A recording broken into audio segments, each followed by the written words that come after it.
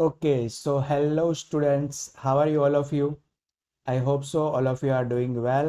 आप सब मज़े में होंगे, ज़बरदस्त होंगे और आप लोगों की पढ़ाई भी ज़बरदस्त चल रही होगी। तो दोस्तों जैसे आप लोगों को पता है कि फ़िलहाल हम गुजरात बोर्ड 12th स्टैंडर्ड का जो सब्जेक्ट है स्टेटिस्टिक्स उसका chapter number 1 index number learn कर रहे हैं और ये चैप्टर में हमने ऑलरेडी इसका जो पार्ट 1 है वो कंप्लीट कर दिया है और उसमें हमने certain theoretical points up to the usage of index number के सारे पॉइंट्स कंप्लीट कर दिए थे और अब हम इसके बाद वाला जो पॉइंट है वहाँ से आज के लेक्चर में लर्न करने वाले हैं। तो चलिए दोस्तों, मैं संकेत सर फिर से एक बार आज के वीडियो सेशन में आप सबका हार्दिक स्वागत करता हूं और इसी के साथ हम आज के टॉपिक की शुरुआत करते हैं। तो दोस्तों यहाँ पर आप स्क्रीन पर देख सकते हो जो नेक्स्ट पॉइंट हमारा है उसका नाम है बेस ईयर, यानी कि ये बेस ईयर का इंडेक्स नंबर में क्या यूज है या तो इंडेक्स नंबर कंस्ट्रक्ट करने में हमें बेस ईयर किस तरीके से हेल्पफुल है और बेस ईयर होता क्या है, ये सारी इंफॉर्मेशन यहाँ से हमें लर्न करनी है। तो चलिए हम शुरू करते हैं। सबसे पहले लिखा है कि in the construction of index number the value of a variable for the current period is compared with the value of the variable with the fixed period, usually from the past। तो दोस्तों यहाँ पर ऐसा हमें बताया गया है कि जनरली जब भी हमें इंडेक्स नंबर का कंस्ट्रक्शन करना हो ना, तो हमें कोई भी वेरिएबल है उसकी करंट ईयर की वैल्यू या तो उसका जो करंट पीरियड है उसकी वैल्यू को हमें कोई भी एक फिक्स पीरियड के साथ हमें उसका कंपैरिजन करना होता है और ये जो फिक्स पीरियड होता है ना वो यूजुअली पास्ट टाइम में से लिया जाता है। नाउ दिस फिक्स पीरियड और the year is called base year और यही जो फिक्स पीरियड लिया जाता है या तो वो ईयर भी हो सकता है, उसी को ही हम क्या बोलते हैं, तो उसी को ही हम बेस ईयर बोलते हैं, राइट। तो दोस्तों यहाँ तक का जो पॉइंट है वो आपके सेक्शन बी में जो VSQ पूछे जाते हैं ना उसके लिए आपके लिए इम्पोर्टेंट है, क्योंकि VSQ में आपको पूछा जा सकता है कि what is the meaning of base year या तो बेस ईयर होता क्या है। तो दोस्तों उसके लिए आपको ये जो मैंने पॉइंट हाईलाइट किया है ना वहां तक लिखना है। आप ऐसा लिख सकते हो कि in the construction of the index number the variable of the current period is compared with the variable of the fixed period or usually that fixed period or the year is known as a or is called as a base year। Done students, तो अब आप सबको base year क्या होता है वो पता चल गया होगा। चलिए अब हम आगे देखते हैं। The fix year from the past can be a preceding year और एनी ईयर बिफोर दैट। अब ये जो फिक्स पीरियड है ना दोस्तों, वो ऐसा हो सकता है कि वो प्रीसीडिंग ईयर ही हो या तो पास्ट का कोई भी साल हो सकता है। द पीरियड और the year for which the value is to be compared with the base period और the year is called the current period और द ईयर। अब ये जो बेस ईयर के साथ हम या तो फिक्स पीरियड के साथ जो वैल्यू को कंपेयर करते हैं, राइट। बेस ईयर या तो फिक्स पीरियड तो हमारा कंफर्म हो गया, बट हमें उसको जिसके साथ कंपेयर करना है वो वैल्यू को हम करंट पीरियड या तो फिर करंट ईयर भी बोल सकते हैं। जैसे कि हमें यही चीज एक एग्जांपल के थ्रू बताई है कि if the price of an item in the year 2016 is to be compared with the price of the same item in the year 2015। हमें ऐसा बताया है कि अगर आप कोई भी चीज के भाव 2016 के 2015 के साथ कंपेयर करते हो, यानी 2016 के भाव आप 2015 के भाव के साथ अगर कंपेयर करते हो तो जो 2015 है वो डेफिनेटली वो पास्ट ईयर हमारे लिए हुआ है ना, तो उसको हम बोलेंगे बेस ईयर और जो 2016 के भाव है उसको हम बोलेंगे करंट ईयर। फाइन दोस्तों, तो इतना पैराग्राफ रीड करके समझ के आपको क्लियर होना चाहिए कि एक करंट ईयर और एक बेस ईयर क्या होता है।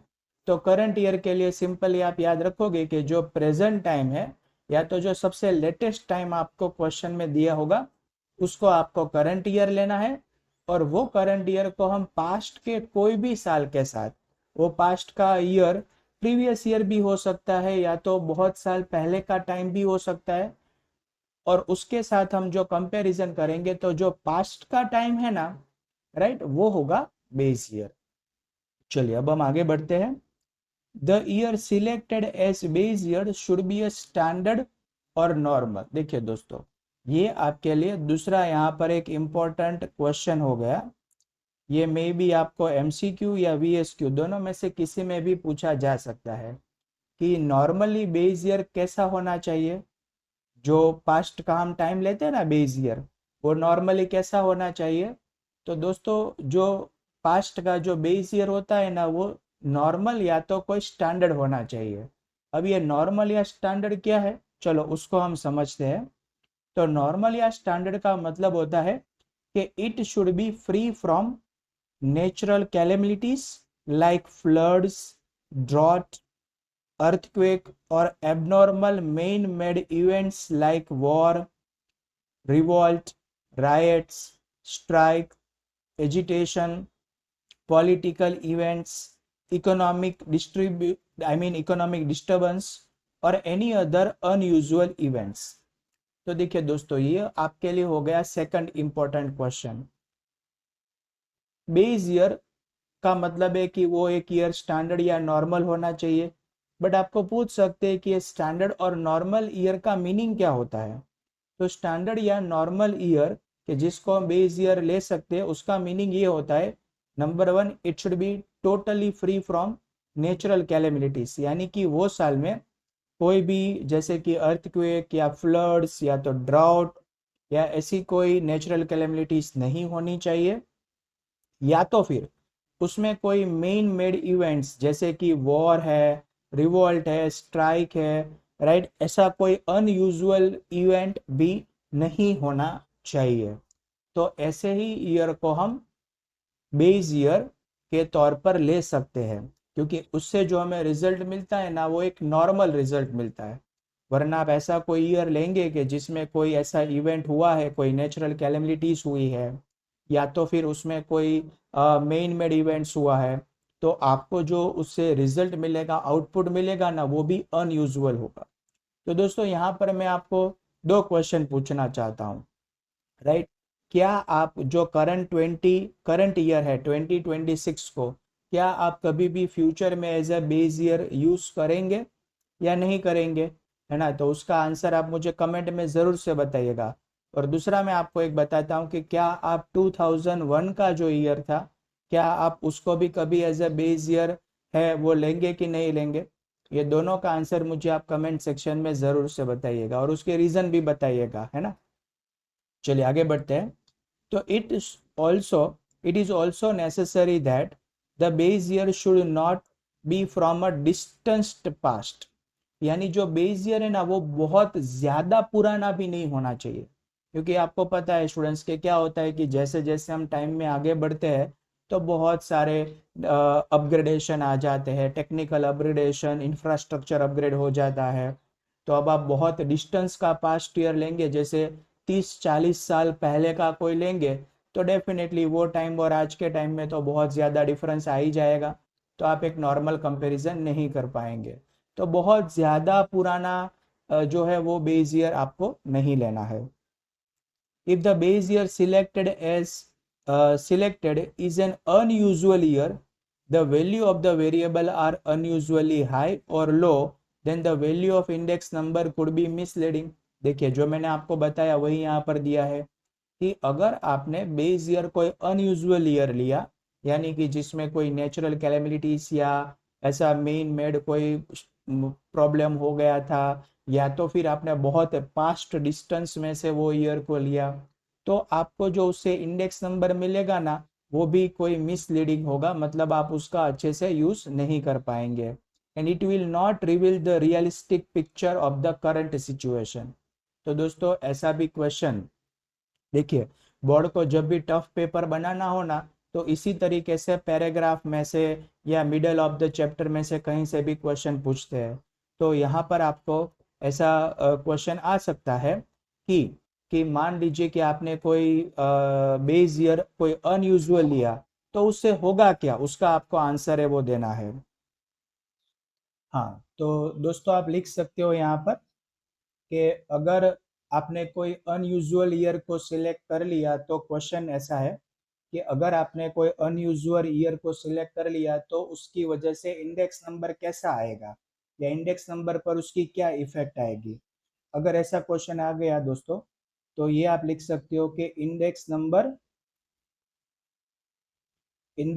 जो होगा, right, it could be misleading and it will not reveal the realistic picture of the current situation. तो जो इंडेक्स नंबर होगा वो मिसलीडिंग होगा, और जो करंट सिचुएशन का रियल पिक्चर है ना वो प्रेजेंट नहीं करेगा। तो ये आप इसके आंसर में लिख सकते हो। Thus, the base year should be carefully selected while constructing the index number। और इसीलिए जब भी आप इंडेक्स नंबर कंस्ट्रक्ट करते हो तो हमें बेस ईयर सिलेक्ट करने में बहुत ही ध्यान देना चाहिए और उसको केयरफुली सिलेक्ट करना चाहिए, ऐसा हमें बताया है। चलिए दोस्तों, अब हम आगे बढ़ते हैं। आगे हमें बताया है कि index number I mean base year को सिलेक्ट करने के टोटल दो तरीके हैं। There are two ways of selecting the base year, और दो मेथड भी है।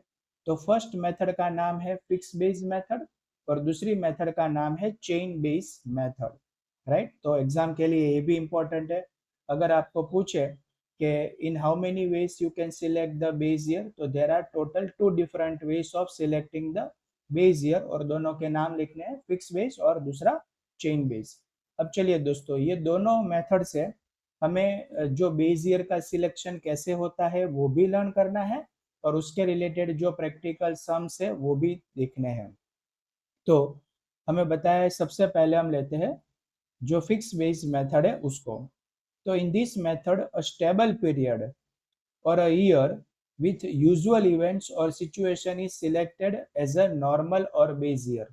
तो सबसे पहले ये जो मेथड है उसमें क्या होगा कि ये मेथड में हम एक ऐसा नॉर्मल ईयर या तो जो यूजुअल ईयर है ना, वो एक फिक्स स्टेबल पीरियड होगा ना, वो हम सिलेक्ट करेंगे यहाँ पर।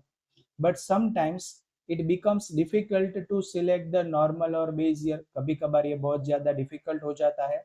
इन this case an average value of certain years is taken as the value of the variable of the base year। तो जब भी हमें कोई ऐसा एक फिक्स पीरियड ना मिले ना, तो हमें सर्टेन पीरियड्स, अलग अलग जो टाइम होता है ना, उसका एवरेज निकाल के उसको हमें एज अ बेस ईयर लेना होगा। Index number is obtained by comparing the value of the variable in the current year with the value of the variable for the base year। बस, तो अब हमने जो बेस ईयर सिलेक्ट किया उसके साथ हमें करंट ईयर को कंपेयर करना है, और कंपेयर करके हमें सिंपली इंडेक्स नंबर फाइंड करना है, इंडेक्स नंबर को कंस्ट्रक्ट करना है। The base year should be changed periodically so that it does not become a year for of a distant past। अब दोस्तों, अभी फिलहाल मान लीजिए कि हमने थोड़े साल पहले का एक बेस ईयर लिया, बट जैसे जैसे हम टाइम ड्यूरेशन में आगे बढ़ते जाएंगे वैसे वैसे हमें बेस ईयर में भी है वो चेंज करना पड़ेगा, ताकि अगर जो बेस ईयर है ना वो बहुत ज्यादा पुराना ना हो जाए। The index number by fixed base method is obtained by following formula. तो हमें फॉर्मूला दिए दोस्तों, ये फॉर्मूला आप सबको बाय हार्ट कर लेनी है, अच्छे से लर्न भी कर लेनी है। This is a formula by fix base method. तो फॉर्मूला इस तरीके से है, इंडेक्स नंबर यानी कि I is equal to value of the variable in the current period, और value divided by value of the variable in the base period, and that both will be multiplied by 100। यानी कि numerator में हमें सबसे पहले जो current period है उसकी वैल्यू लेनी है, और डिवीजन में हमें लेनी है value of the base year, जो हमने एज अ बेस ईयर लिया हो वो, और इनटू कर देना है 100। अब इसको हम स्टेटिस्टिकल सिंबल में कैसे डिनोट करेंगे, तो जो करंट पीरियड है उसके प्राइसेस के लिए सिंबल है P1, और जो बेस ईयर होगा उसका सिंबल है 0। दोस्तों याद रखना आप कि जो करंट ईयर है ना, जो हम करंट ईयर लेते हैं उसका सिंबल है 1, और जो बेस ईयर है उसका सिंबल है 0, बराबर। अब मान लो कि आप इसमें प्राइस लेते हो तो प्राइस के लिए सिंबल है पी दोनों में। तो करंट ईयर का मतलब जो करंट ईयर के प्राइस उसका ओवरऑल जो डिनोशन है वो हो जाएगा P1 और बेस ईयर का प्राइस है वो हो जाएगा P0। अब मान लो कि प्राइस की जगह हमें क्वेश्चन में क्वांटिटी दी तो Q1 अपॉन Q0 हो जाएगा। But you make sure that कि जो करंट ईयर है उसका सिंबल 1 होता है और जो बेस ईयर है उसका सिंबल 0 होता है और P या Q according to the price या क्वांटिटी आप ले सकते हो। डन। चलिए अब हम यही फॉर्मूला का यूज करके हमें एक क्वेश्चन दिया है, इलस्ट्रेशन दिया है, उसको हम समझ लेते हैं ताकि हम प्रैक्टिकल प्रॉब्लम्स को भी अच्छे से सॉल्व कर पाए। तो दोस्तों याद रखना है कि हम फिक्स बेस मेथड से इंडेक्स नंबर फाइंड कर रहे हैं। The data about the wholesale prices of the wheat in a region are as follow। तो हमें एक पर्टिकुलर रीजन में जो व्हीट के होलसेल प्राइसेस है उसकी हमें इंफॉर्मेशन दी है। Taking the year 2005 as a base year. देखिए तो दोस्तों क्वेश्चन में इस तरीके से आपको बता ही दिया होगा, आपको नहीं डिसाइड करना है कि आपको कौन से साल को बेस ईयर लेना है। जो बेस ईयर लेना है ना वो आपको क्वेश्चन में दिया ही होगा। Prepare the index number for the price of an item for the remaining years. तो 2005 को हमें बेस ईयर लेके बाकी के हर एक साल के लिए, बाकी के हर एक टाइम ड्यूरेशन के लिए हमें जो इंडेक्स नंबर है वो फाइंड करना है। State the percentage increase in the price of the wheat in the year 2013 from this index numbers. तो ये सारे इंडिविजुअल ईयर जो यहाँ पर आप देख सकते हो कि 2005 से हमें 2013 तक के अलग अलग प्राइसेस दिए हैं व्हीट के, और सभी इंडिविजुअल ईयर के लिए हमें इंडेक्स नंबर फाइंड करना है, नंबर 1। और नंबर 2, 2013 में जो व्हीट के प्राइस है उसमें कितना परसेंटेज इंक्रीज हुआ वो सबसे लास्ट में हमें फाइंड करना है, राइट।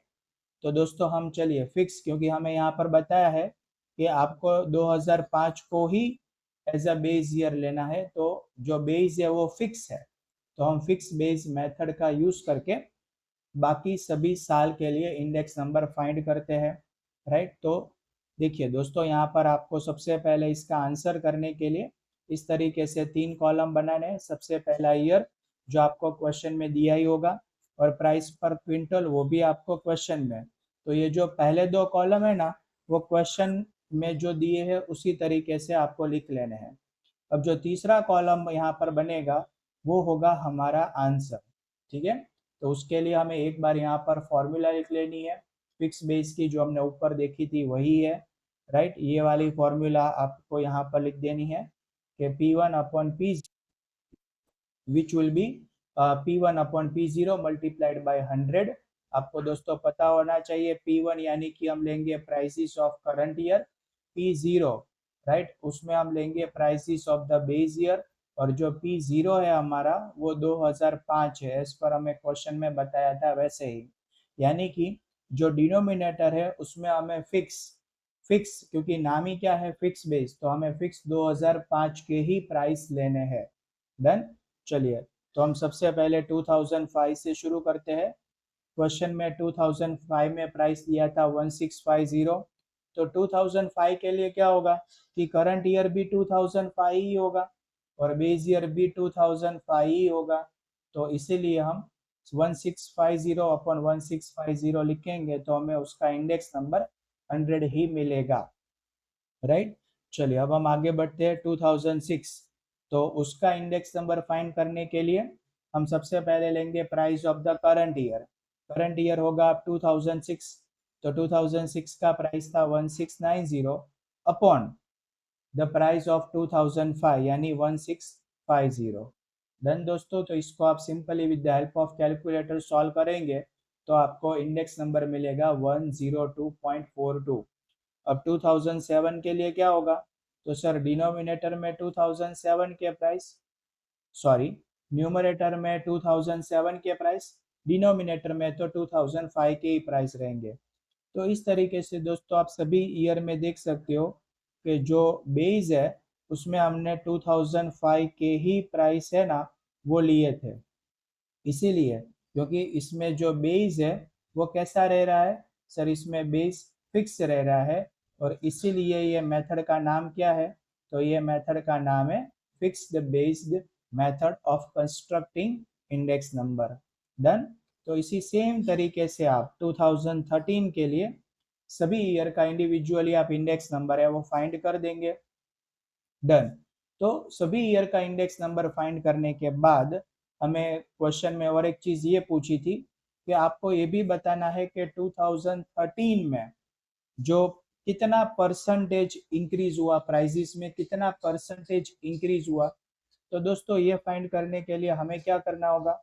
तो हमें लेना है 2013 का इंडेक्स नंबर जो हमें मिला 118.18, उसमें से हम जो बेस ईयर था उसका इंडेक्स नंबर माइनस कर देंगे। अब दोस्तों यहाँ पर तो हमने प्रूव किया कि जो बेस ईयर का इंडेक्स नंबर है ना वो 100 था, बट अगर आप ये प्रूव ना कर भी करो ना तो भी आपको ऑलवेज पता होना चाहिए कि जो बेस ईयर होता है ना उसका इंडेक्स नंबर ऑलवेज 100 होता है। राइट, ऑलवेज, ये आपको याद रखना है। बेस ईयर का इंडेक्स नंबर ऑलवेज 100 ही होगा।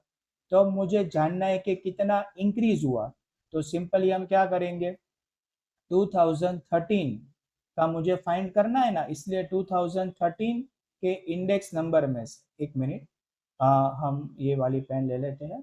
2013 के इंडेक्स नंबर में से जो बेस ईयर का इंडेक्स नंबर है वो मुझे सिंपली माइनस कर देना है।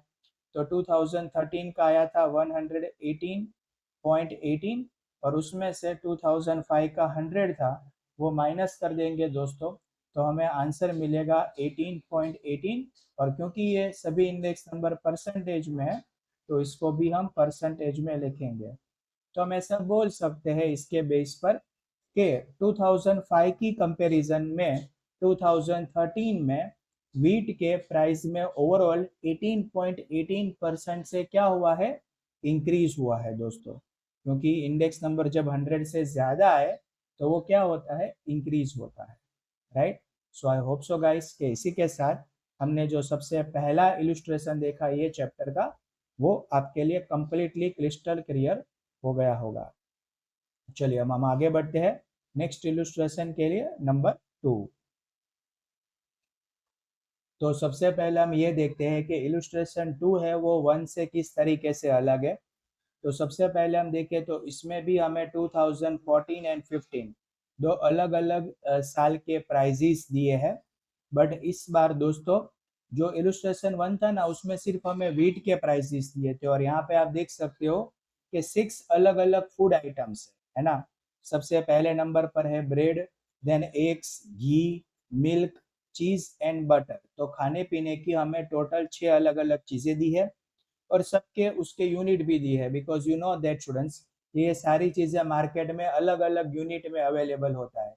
जैसे ब्रेड पैकेट में होता है, एग्स डजन में होते हैं, घी टीन में होता है, मिल्क लीटर में होता है और चीज और बटर किलोग्राम में होता है। तो सबके हमें यूनिट दिए हैं और जो प्राइजेस आप देख रहे हो ना वो सबके यूनिट वाइज के प्राइजेस है। यानी कि मैं देखूँ तो 25 रुपए का जो प्राइस है ना वो 2014 में ब्रेड के एक पैकेट का प्राइस है। That is not a one piece, that is the price of the one packet. तो इन द सेम वे बाकी सारी चीजों के प्राइसेस भी हमें इसी तरीके से पर यूनिट दिए गए हैं। Then now taking the 2014 as the base year. तो क्वेश्चन में हमें बता ही दिया है, अगर ना भी बताया होता दोस्तों तो हम 2014, क्योंकि 15 से पुराना साल 14 ही है ना। आप कभी भी जो लेटेस्ट ईयर होता है ना उसको कभी बेस ईयर नहीं ले सकते। हाँ, अगर 2015 के बाद हमारे पास बहुत सारे चॉइसेस होते जैसे कि 14, 13, 12, 11, तो हमें ये चीज पता होनी चाहिए कि हमें किसको बेस ईयर लेना है। क्योंकि आप इलस्ट्रेशन 1 में देखा कि हमारे पास बहुत सारे ऑप्शंस थे, तो और क्वेश्चन में बताया था कि 2005 को बेस ईयर लेना है तो हमने ले लिया। बट यहाँ पर तो देखे तो 2014 ही हमारे पास पुराना साल है, तो डेफिनेटली हम 2014 को ही क्या लेंगे, बेस ईयर लेंगे। Now see students, this is a new point of this question कि you need to compute the general index number. अब ऐसा यहाँ पर क्यों दिया है, because you have a variety of the items. Last question में सिर्फ वीट ही थे, इस बार तो आपके पास अलग अलग आइटम है। तो हमें जब सभी आइटम का एक कंबाइंड इंडेक्स नंबर फाइंड करना हो ना, सभी चीजों का ग्रुप में साथ में, तो उसको बोलते हैं जनरल इंडेक्स नंबर। अब चलिए, किसने पार्ट 1 पूरा जो वीडियो है वो देखा था? क्योंकि जिसने पार्ट 1 का पूरा वीडियो देखा होगा ना, वो सबको पता होगा कि जनरल इंडेक्स नंबर को कंस्ट्रक्ट करने की फॉर्मूला क्या है ना। चलो, जिसको भी पता है वो जल्दी से मुझे कमेंट में बता दो, और नहीं पता है तो बेटा पहले आपको वो वीडियो देख लेना है, क्योंकि जब आप सीक्वेंस में आगे बढ़ेंगे ना तभी सारी चीजें समझ पाएंगे। वरना देखिए, यहाँ पर ही आप अटक जाओगे कि सर ये जनरल इंडेक्स नंबर क्या होता है, बट वो हमने पार्ट 1 में पूरा का पूरा लर्न कर लिया। तो दोस्तों आप देख लीजिए, ये जनरल इंडेक्स नंबर की फॉर्मूला है sigma P1 upon P0 into 100 and the whole thing is divided by n। तो ये चीज है क्या?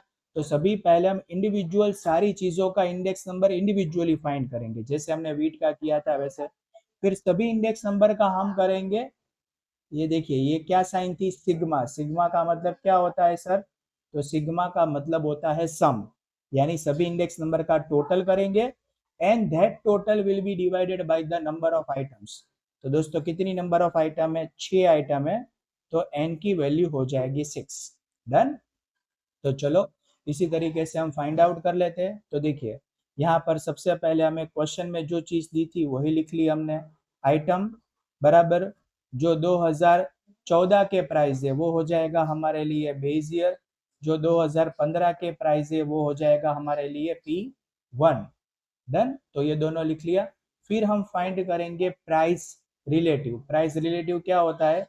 तो सर प्राइस रिलेटिव मतलब P1 अपॉन P0। ये हमने इंडिविजुअल सारी चीजों का फाइंड कर लिया। डन। सारी चीजों का हमने प्राइस रिलेटिव है वो फाइंड कर लिया। तो आप देख सकते हो कि प्राइस रिलेटिव हमें यहाँ पर मिल गया है। अब दोस्तों आपको याद रखना है कि इसमें सभी में आइटम अलग अलग है, बट सभी में जो P0 है उसी के प्राइस आपको लेने हैं, यानी कि P1 upon P0, P1 upon P0, P1 upon P0। इस तरीके से आप सभी का इंडेक्स नंबर है, सॉरी प्राइस रिलेटिव है वो फाइंड करेंगे। इसको हम इंडेक्स नंबर नहीं बोल सकते, क्योंकि इंडेक्स नंबर तभी होगा जब इसको आप मल्टीप्लाइड बाय 100 करोगे। तो अभी ये सिंपली क्या है? तो सर अभी ये सिंपली प्राइस रिलेटिव है। डन। ओके। तो अब ये प्राइस रिलेटिव जो मिल गए वो सबका हमें लास्ट में करना है टोटल। क्या करना है दोस्तों? टोटल। तो इसको बोलते हैं सिग्मा P1 अपॉन P0। यहाँ पर आप ऐसा लिख सकते हो, सिग्मा P1 अपॉन P0। तो ये हो गया total price relative of all the 6 item. अब दोस्तों ये आपको मिल गया, तो अब आपको लगा देनी है फॉर्मूला जो मैंने आपको बताई वो। ये फॉर्मूला में न्यूमरेटर में आपने टोटल लिख दिया जो आपको यहाँ से मिला था, ये वाला टोटल ही आपने यहाँ पर लिखा है, देख सकते हो आप, है ना। फिर इंटू 100 कर देना है, डिवाइडेड बाय 6 कर देना है। तो सिंपली आपको जो ये इंडेक्स नंबर मिला वो ऑल 6 आइटम का जनरल इंडेक्स नंबर, इसको क्या बोलेंगे हम? General index number of all the 6 items. Fine. General index number of all the 6 items. Done. उसमें सिर्फ वीट का मिला था, जबकि ये 6 खाने पीने की जो चीजें दी है ना वो सबका कंबाइंड इंडेक्स नंबर है, और वो आया 111.33। डन। अब दोस्तों इसमें भी हमें इसको इंटरप्रेट करना है। इंटरप्रिटेशन करना मतलब क्या? देखिए क्वेश्चन में बोला है, यस ये बोला है, देखिए overall rise in the price of this food item. ये सारी चीजों के प्राइस में ओवरऑल कितना इंक्रीज हुआ वो मुझे देखना है। तो ओवरऑल कितना इंक्रीज हुआ वो हमें देखना हो तो सिंपली मुझे इसको बेस ईयर के इंडेक्स नंबर में से माइनस कर देना है। अब मुझे बताने की जरूरत नहीं है, आप सबको पता है कि बेस ईयर का इंडेक्स नंबर होता है 100, और जो 2015 का मुझे इंडेक्स नंबर मिला वो है 111.33। तो उसमें से हम 100 माइनस करेंगे तो मुझे मिलेगा 11.33%। यानी कि ओवरऑल देखा जाए तो ये 6 चीजों के, ये जो 6 आइटम्स है उसके प्राइजेस में ओवरऑल 11.33% से इंक्रीज हुआ है। ऐसा हम इसको इंटरप्रेट कर सकते हैं, राइट। तो दोस्तों ये हो गया जनरल इंडेक्स नंबर। अब बहुत सारे स्टूडेंट को ये क्वेश्चन रहता है कि सर इसमें क्या हम डायरेक्टली मल्टीप्लाई बाय 100 यहाँ पर ही कर दे फिर हम फाइंड कर सकते हैं? तो इसका आंसर भी यस है, आप फाइंड कर सकते हो। तो चेंज क्या आएगा?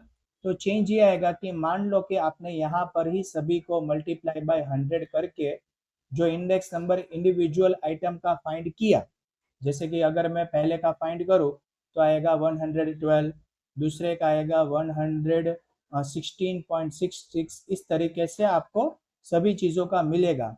बट फिर क्या होगा दोस्तों, वो करने के बाद आपको यहाँ पर ये मल्टीप्लाई बाय 100 नहीं करना है।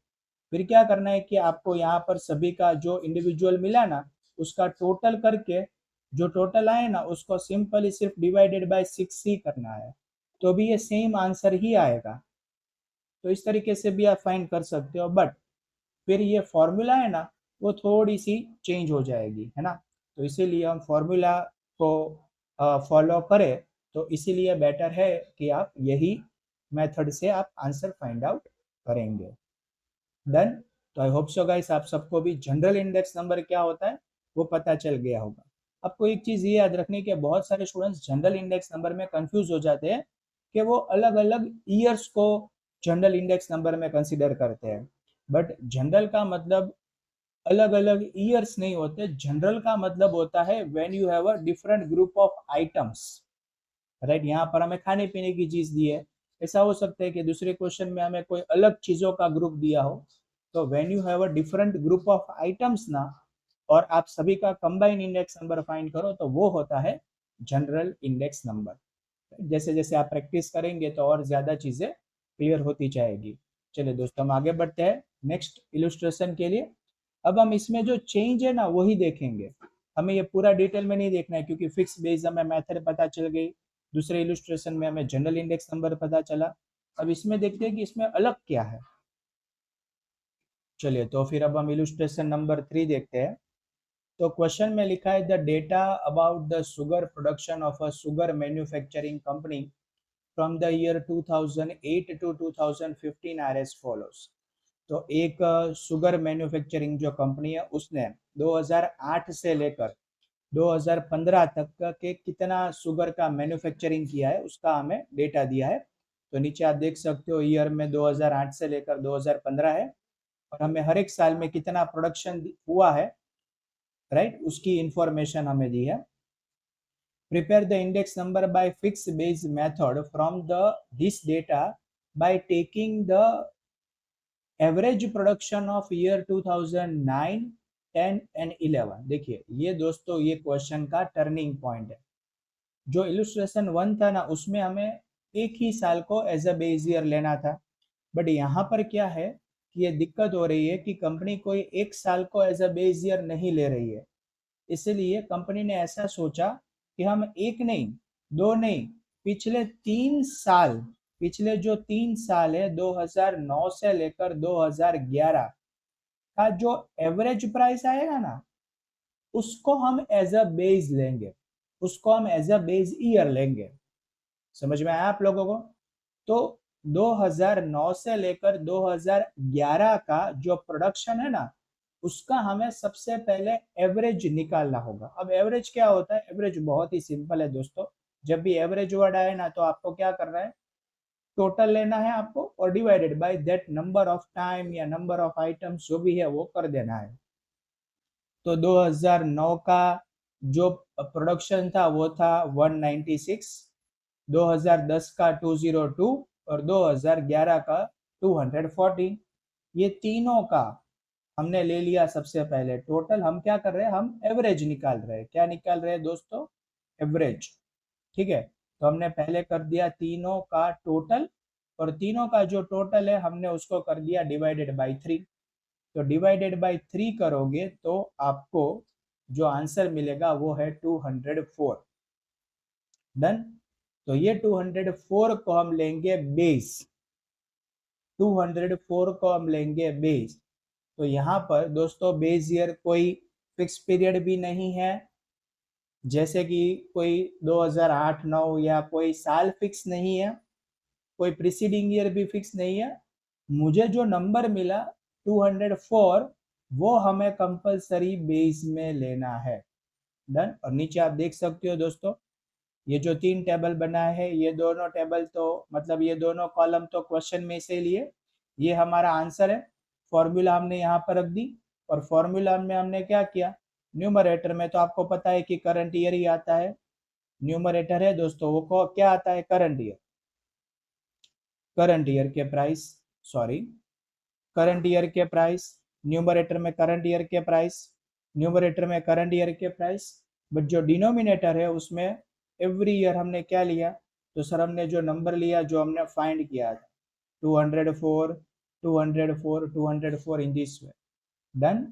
तो कैलकुलेशन जो यहाँ पर कैलकुलेशन है वो जो हमने प्रीवियस किया था वही है, बट डिफरेंस इतना है कि बेस में कोई ईयर फिक्स नहीं है, बेस में जो नंबर है वो फिक्स है। और वो नंबर हमें कहाँ से मिला, तो वो नंबर हमें मिला 2009 2010 एंड 2011 के प्राइस का एवरेज निकाल कर, डन। तो दोस्तों यही था ये इलस्ट्रेशन नंबर 3 का यूनिक पॉइंट। चलिए अब हम आगे बढ़ते हैं। अब हमारे पास नेक्स्ट है फिक्स बेस मेथड के कुछ मेरिट्स एंड उसकी कुछ लिमिटेशंस, बराबर, उसके फायदे और गैर फायदे क्या है। एमसीक्यू और वीएसक्यू के लिए दोस्तों इंपॉर्टेंट है, तो हम इसमें को एक बार अच्छे से देख लेते हैं। ऐसा हो सकता है कि कभी कभार जो 2 मार्कर्स क्वेश्चन है उसमें भी ये आ जाए, है ना, तो कम से कम दोनों के एक दो मेरिट्स डिमेरिट्स आपको याद रखने जरूरी है। तो सबसे पहले हम देखते हैं फिक्स बेस मेथड के मेरिट्स क्या है, उसके फायदे क्या है। Uniformity is maintain in the calculation and comparison of the relative change in the value of the variable as the base year is constant in this method। तो दोस्तों बहुत ही सिंपल सा पॉइंट है और इसके लिए आप यूनिफॉर्मिटी वर्ड याद रखेंगे, ठीक है। तो ये मेथड में आपको यूनिफॉर्मिटी मिल जाती है, क्यों, क्योंकि इसमें एवरी ईयर जो बेस ईयर का टाइम होता है ना, या बेस ईयर का जो वेरिएबल होता है खास करके वो फिक्स होता है, तो यूनिफॉर्मिटी मेंटेन होती है। दूसरा, this method is useful to compare the long term changes in the value of variable। तो दूसरा आपको वर्ड याद रखना है कि कंपैरिजन। तो कंपैरिजन करने में ये मेथड हेल्पफुल है क्योंकि इसमें हम लॉन्ग टर्म में आने वाले चेंजेस को कंपेयर कर सकते हैं, है ना, क्योंकि सिंपल सी बात है कि जो हमने बेस लिया होगा वो करंट ईयर से डेफिनेटली कम से कम 8-10 साल 5-7 साल तो पुराना होगा। तो ये एक लॉन्ग टर्म में जो चेंज आया ना वो हम मेजर कर सकते हैं by this method, and this method is easy to understand and compute. तो थर्ड पॉइंट आप ये याद रख सकते हो students, easy to understand and compute को आपने देखा कि कैलकुलेशन करना और समझना इसको बहुत ही आसान है। तो ये हो गए उसके फायदे। चलिए अब हम देखते हैं ये मेथड की लिमिटेशंस क्या क्या है। Fine, so let's start from the number 1। दोस्तों कोई भी चीज को सही मायने में पहचानना हो ना, तो आपको उसके लिमिटेशंस पर जरूर से फोकस करना चाहिए और वो आपको याद भी रखना चाहिए, क्योंकि नो डाउट जब हम कोई भी चीज यूज करते हैं ना तो तभी यूज करते हैं कि उसके फायदे बहुत सारे हो, बट अगर मुझे वो चीज के लिमिटेशंस डीमेरिट्स पता हो ना तो मुझे उसका एक्चुअली कहाँ पर यूज करना चाहिए और कहाँ पर यूज नहीं करना चाहिए, और मुझे कहाँ आगे बढ़ना चाहिए कहाँ पर अटक जाना चाहिए ना, वो मैं सिर्फ और सिर्फ उसके लिमिटेशंस को समझ के ही पता कर सकता हूँ। चलिए number 1, the taste habits and the fashion of the consumers change with the time and hence there is the change in the items used by the consumer. तो फर्स्ट लाइन में हमें ऐसा दिया है कि आप सबको पता है कि कंज्यूमर यानी कि जो कस्टमर्स होते हैं ना, उसके टेस्ट उसके हैबिट्स उसके फैशन ये सारी चीज़ों में टाइम के साथ चेंज आता है, हम सब ने देखा, राइट। अभी अभी देखिए कि अभी फिलहाल जो ट्रेंडिंग है उसमें फास्ट फूड कितना लोगों को पसंद आ रहा है, लोग फास्ट फूड को बाहर जाके खाते भी है, बट आज से हम 8-10 साल पुरानी बात करें, है ना, तो ये फास्ट फूड मिलता भी नहीं था, है ना। तो देखिए कस्टमर के टेस्ट में चेंज आया, उसकी हैबिट्स में चेंज आया, राइट। पहले लोग फोन का यूज नहीं करते थे या तो लैंडलाइन का यूज करते थे, तो अब बातें करने के लिए मोबाइल फोन का यूज करते हैं। फैशन में तो बहुत सारा चेंज आता ही रहता है, आप सबको अच्छे से पता है। तो टाइम के साथ चेंज आया, है ना। This item with the reduced usage which the items with the reduced usage which were used in the past cannot be removed in this method, है ना। तो जो मेथड पास्ट टाइम में यूज होती थी तो उसको हम ये मेथड में हम उसको रिमूव नहीं कर सकते, एलिमिनेट नहीं कर सकते, क्योंकि वो टाइम पर वो मेथड से हमने जो वैल्यूज या तो नंबर्स डिराइव किए थे, और अभी हम अलग मेथड से जो चेंज आया वो चेंज को कंसीडर करके हम जो नंबर से वो डिराइव कर सकते हैं। तो यू मेक श्योर दैट कि ये इसका माइनस पॉइंट है कि पास्ट में जो ट्रेंडिंग था उसको भी हमें कंसीडर करना ही पड़ेगा।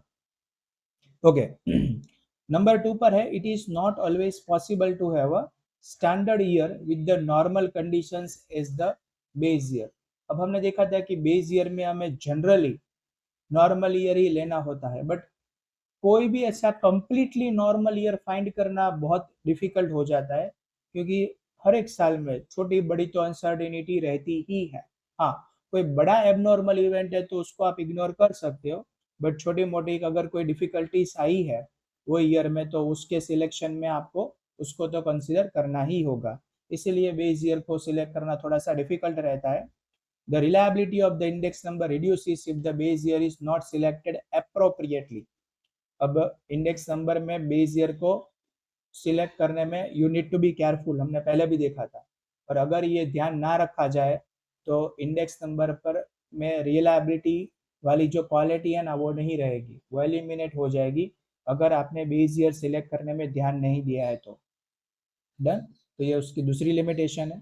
Third number, this method is not suitable to compare the short term changes in the value of variable, क्योंकि इसमें जो हम बेस ईयर लेते हैं वो डेफिनेटली कम से कम 6-7 ईयर्स पुराना हो सकता है, पास्ट ईयर का हो सकता है। तो शॉर्ट टर्म में आने वाले चेंजेस को हम इसमें कंपेयर नहीं कर सकते, लॉन्ग टर्म में आने वाला चेंजेस ही हम कंसिडर करेंगे। Next, number 4, the quality of the selected items keeps changing. अब ऐसा हो सकता है कि जो हमने आइटम सिलेक्ट किए उसकी क्वालिटी भी चेंज हो जाए। It is not possible to make the necessary changes in their weights in this method.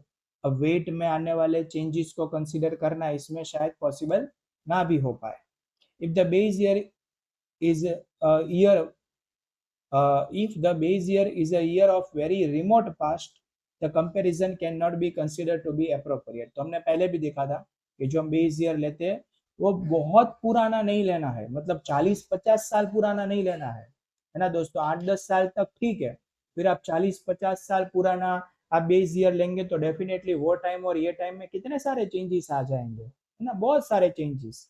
उसकी क्वांटिटी अलग हो जाती है, क्वालिटी अलग हो जाती है, चेंज अलग, मतलब कस्टमर का ये हमने जो देखा कि उसके taste, preferences, habits, everything, product भी ऐसा हो सकता है कि पूरी की पूरी चेंज हो गई हो।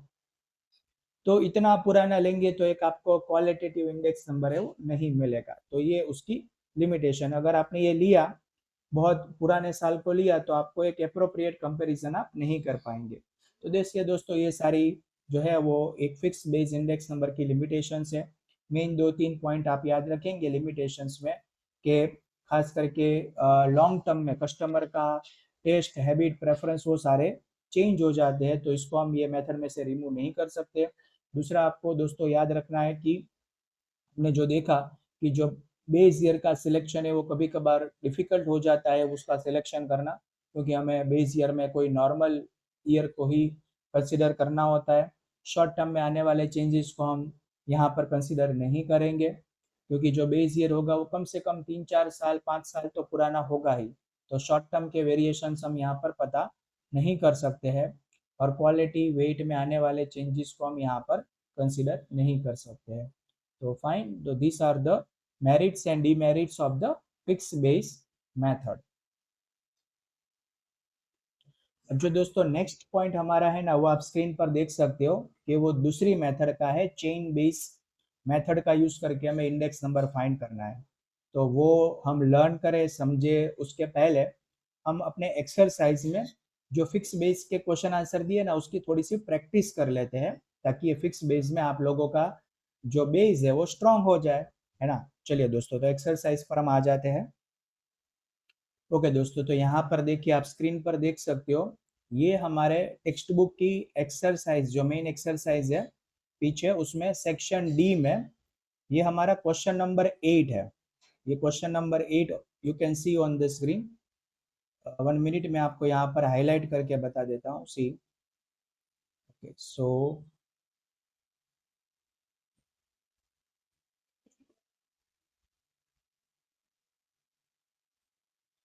Okay, so here you can see this is a question number 8। Okay, चलिए इसको हम सॉल्व करते हैं। Find the fix base index number, क्योंकि हमने अभी index number, fix base index number method learn किए, तो वो हमें फाइंड करना है। From the following data about the average annual income of the workers in the company from year 2008 to 2014 and take the base year as 2018। तो देखिए दोस्तों, बहुत ही क्लियर वे में हमें क्वेश्चन में बताया है कि कोई एक कंपनी की 2008 से लेकर 2014 तक के जो वर्कर्स है ना, उसके एवरेज एनुअल इनकम के बारे में हमें इंफॉर्मेशन दी, और हमें 2008 को एज अ बेस ईयर लेके, यानी 2008 का नंबर है 36, उसको हमें बेस ईयर लेकर बाकी सारे रिमेनिंग ईयर्स यानी 9 से लेकर 14 तक के फिक्स बेस इंडेक्स नंबर है वो फाइंड करने हैं। Done, ready.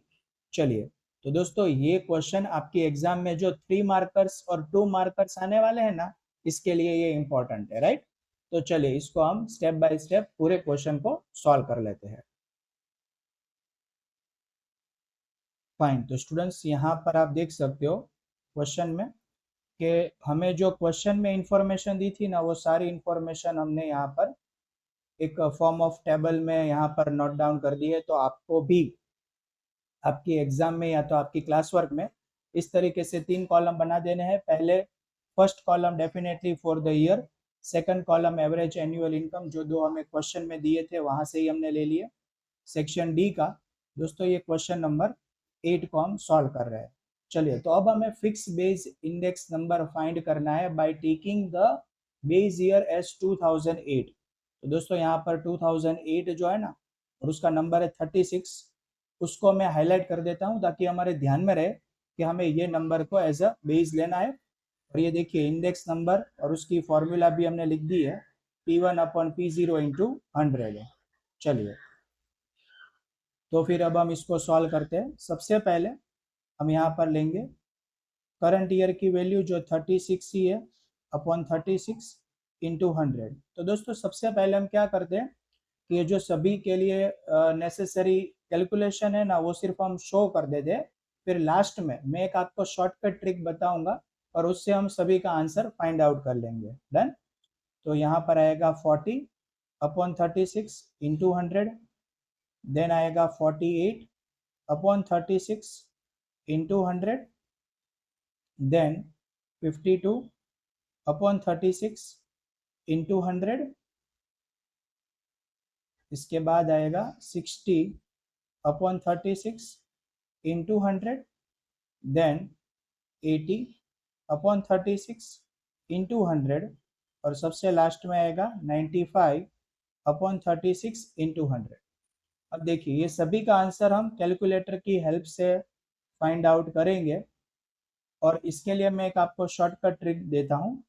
आपको सबसे पहले क्या करना है, तो आपको सबसे पहले आइडेंटिफाई करना है कि ये सब में कॉमन क्या है। तो देखिए दोस्तों, सब में कॉमन क्या है कि सब में हम 100 को 36 multiply by 100 divide by 36 multiply by 100 divide by 36 है ना, ये सब में कॉमन है। तो मैं सबसे पहले कैलकुलेटर में इसको सेट कर देता हूँ। कैसे? तो इन दिस वे, कैलकुलेटर हमने हाथ में ले लिया, ठीक है। अब हम सबसे पहले मैं प्रेस करूंगा 100 और डिवाइडेड बाय कर देना है 36।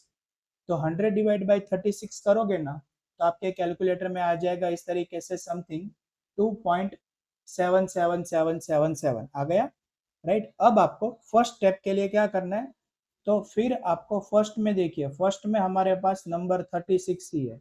मुझे पहले से पता है कि इसका आंसर 100 ही आएगा, बट फिर भी हम इसको कैलकुलेटर में सेट कर रहे हैं। तो अब मुझे जो नंबर आया था ना हमारे पास कैलकुलेटर में 2.77 समथिंग, इसको हम कर देंगे multiplied by 36, multiply by 36।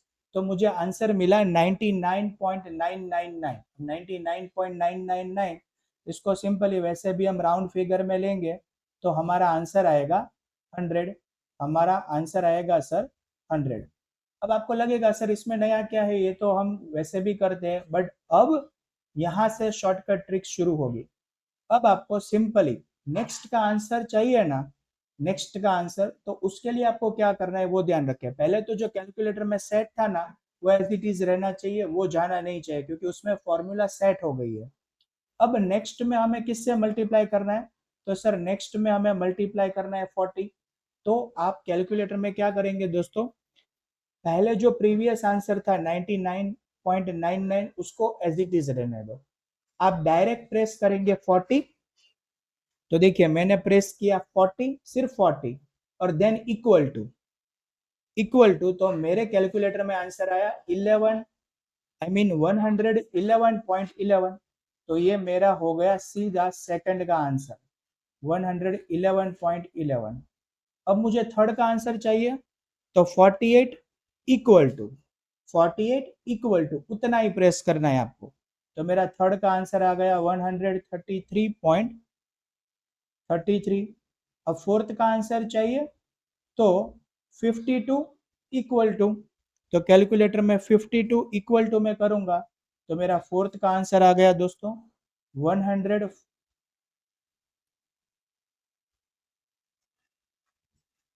144.44।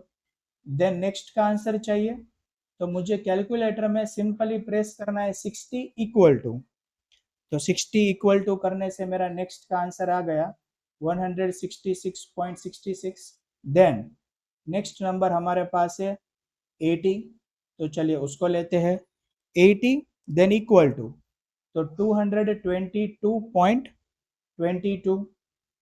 Then next हमारे पास है 95, तो चलिए अब हम 95 को ले लेते हैं। तो मैं करूँगा कैलकुलेटर में 95 इक्वल टू, तो मेरा नेक्स्ट आंसर आ गया 263.88 के बाद भी 8 है तो हम लेंगे 89, राइट। तो स्टूडेंट्स आपको याद रखना है कि पॉइंट के बाद आपको 2 डिजिट लेने हैं, पॉइंट के बाद हमें 2 डिजिट लेने हैं हर एक कैलकुलेशन में। तो दोस्तों देखिए इस तरीके से हमें मिल गया fix base index number for question number 8, right. I hope so guys आपको ये पूरा क्वेश्चन अच्छे से समझ में आ गया होगा। एक बार आप सभी के आंसर से वो चेक कर लीजिए, इसको रिवाइज कर लीजिए। तो आप चाहो तो इसका स्क्रीनशॉट भी आप पोस्ट करके ले सकते हो। Question number 8 of section D. Okay, तो दोस्तों हमने फिक्स बेस इंडेक्स नंबर में ही एक पॉइंट देखा था जिसका नाम था जनरल इंडेक्स नंबर। तो चलिए अब हम एक जनरल इंडेक्स नंबर का क्वेश्चन भी लेते हैं, और वो आपके टेक्स्ट बुक में सेक्शन ई में अवेलेबल है, क्वेश्चन नंबर 1। तो सबसे पहले क्वेश्चन को हम समझ लेते हैं। तो क्वेश्चन में हमें क्लियर वे में बताया है कि find the general index number using the following data about the prices of the different items. तो दोस्तों अगर आपको याद हो मैंने आपको बताया था कि जब जनरल इंडेक्स नंबर आप फाइंड करेंगे ना, तो आपको एक अलग अलग आइटम्स का एक ग्रुप दिया होगा। तो यहाँ पर हमारे पास A B C D E इस तरीके से आइटम का एक ग्रुप है। In this year 2012 by taking the base year as 2010, तो स्टूडेंट्स हमारा जो करंट ईयर है वो होगा 2012, और जो हमारा बेस ईयर है वो होगा 2010। दो हमें अलग अलग साल की इंफॉर्मेशन है वो दी है। यहाँ पर हम देखें तो 2010 एंड 2012। चलिए अब हम आगे बढ़ते हैं। तो क्वेश्चन में हमें इसके साथ यूनिट भी दिए है, सभी आइटम्स के अलग अलग यूनिट है।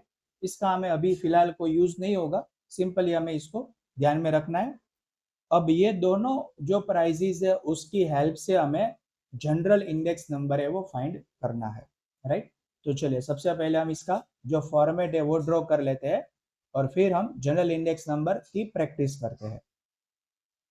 ओके स्टूडेंट्स, तो यहाँ पर आप देख सकते हो कि हमें क्वेश्चन में जो इन्फॉर्मेशन दी थी ना वो यहाँ पर हमने सारी नोट डाउन कर दी है। अब हमें फाइंड करना है जनरल इंडेक्स नंबर। तो सबसे पहले नंबर पर दोस्तों आप क्या करेंगे कि आपको जनरल इंडेक्स नंबर की जो फॉर्मूला है ना वो आपके दिमाग में क्लियर होनी चाहिए, और उसी से ही आपको पता चलेगा कि आपको स्टेप बाय स्टेप कैलकुलेशन कैसे करना है। तो यहाँ पर मैं जनरल इंडेक्स नंबर की फॉर्मूला है वो दोस्तों मेंशन कर देता हूँ, राइट। तो फॉर्मूला कुछ इस तरीके से, सबसे पहले लेंगे हम सिग्मा, फिर इन ब्रैकेट आएगा P1 upon P0, right, divided by n and the whole is multiplied with the 100। तो सबसे पहले स्टेप में हमें फाइंड करना होगा ये वाला पॉइंट, ये वाली चीज हमें फाइंड करनी है, और वो है P1 अपॉन P0। तो दोस्तों P1 अपॉन P0 क्या होता है, तो वो होता है प्राइस रिलेटिव। और यहाँ पर आप देख सकते हो कि हमने इसी के लिए ये कॉलम बनाया है। चलिए तो हम कर देते हैं P1 upon P0 for each of the item. तो सबसे पहले लेंगे हम आइटम ए को, तो यहाँ पर हम लिख देते हैं 120 upon 110, then 70 upon 50, then 60 upon 40, then 90 upon 80 and 20 upon 20। चलिए दोस्तों, तो ये सभी के लिए हम कैलकुलेट कर लेते हैं। तो सबसे पहले है 120 अपॉन 110, तो हमें जो आंसर मिलेगा वो होगा 1.09 हमें जो मिला है। उसके बाद पॉइंट के बाद दोस्तों हम 4 डिजिट कंसीडर करेंगे, क्योंकि हमें फिर इसका इंडेक्स नंबर फाइंड करने के लिए मल्टीप्लाई बाय 100 करना है, इसीलिए।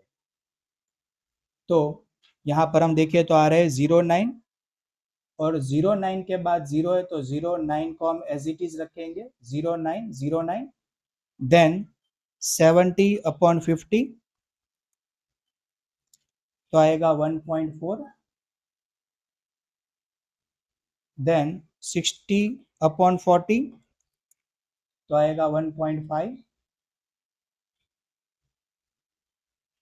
इसके बाद है 90 अपॉन 80, तो आएगा 1.1250, एंड देन है 20 अपॉन 20, तो दोस्तों इसका सिंपली 1 हो जाएगा।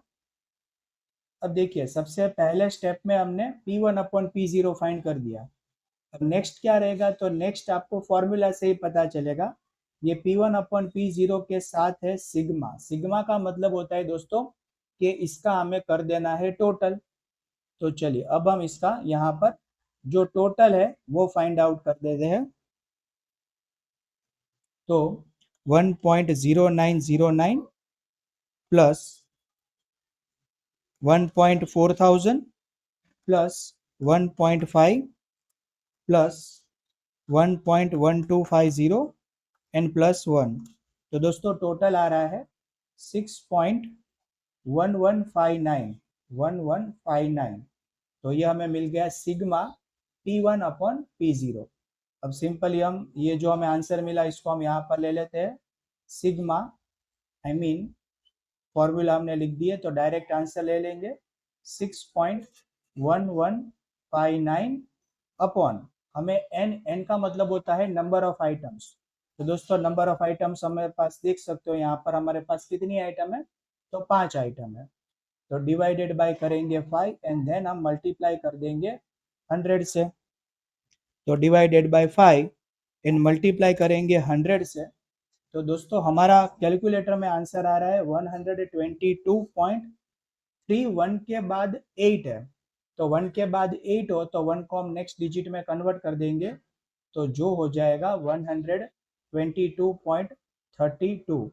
और दोस्तों ये हो गया हमारा ये क्वेश्चन का फाइनल आंसर, जो है जनरल इंडेक्स नंबर।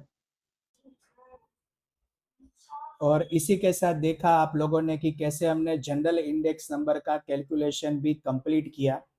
दोस्तों इस तरीके के क्वेश्चन आपकी एग्जाम में 2 और 3 मार्कर्स के लिए बहुत ही ज़्यादा इंपॉर्टेंट है, बट मेक श्योर दैट आप 2 चीज़ों का ऑलवेज ध्यान रखें। नंबर 1, फॉर्मूला जैसे ही क्वेश्चन आपके सामने आए तो फॉर्मूला बाय हार्ट होनी चाहिए, और दूसरा जब भी आप कैलकुलेशन करते हो तब भी आपको थोड़ा सा केयरफुल रहना है, बिकॉज एक स्मॉलर मिस्टेक भी कैलकुलेशन में होती है तो फिर आपका फाइनल आंसर है वो अलग आ सकता है, और उसकी वजह से स्टेप वाइज आपके मार्क्स भी कट हो सकते हैं।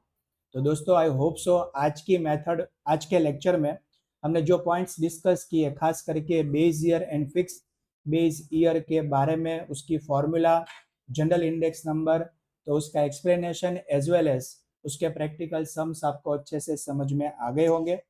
दोस्तों आज के लेक्चर में हम इतना ही रखेंगे, बट जल्दी से हम सेकंड लेक्चर में मिलने वाले हैं और उसमें हम नेक्स्ट स्टेप जो हमारा है, नेक्स्ट मेथड जो हमारी है जिसका नाम है चेन बेस्ड इंडेक्स नंबर, उसको हम अच्छे से समझने भी वाले हैं और उसके सम भी सॉल्व करने वाले हैं। तो आपको वीडियो अच्छा लगा हो तो लाइक बटन है वो ज़रूर से प्रेस करिएगा और आपकी जैसे आपके जो फ्रेंड्स है उसके साथ शेयर भी कर दीजिएगा। So this is all for today. Thank you so much all of you.